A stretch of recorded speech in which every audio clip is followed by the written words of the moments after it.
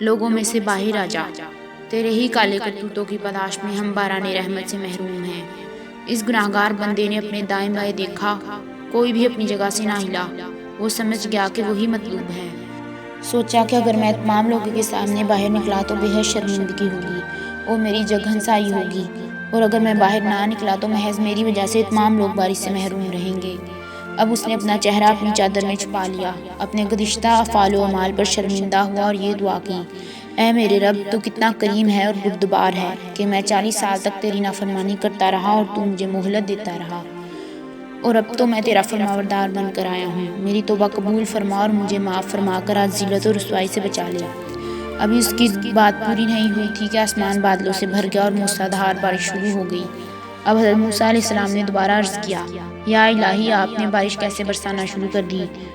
وہ نافرمان بندہ تو مجمع سے باہر نہیں آیا۔ اللہ تعالیٰ نے فرمایا، اے موسیٰ، جس کی بدولت میں نے بارش روک رکھی تھی، آج اس کی بدولت اب بارش برسا رہا ہوں، اس لیے کہ اس نے توبہ کر لی ہے۔ موسیٰ علیہ السلام نے عرض کیا، یا اللہ، اس آدمی سے مجھے بھی ملا دے تاکہ میں اس کو دیکھ لوں۔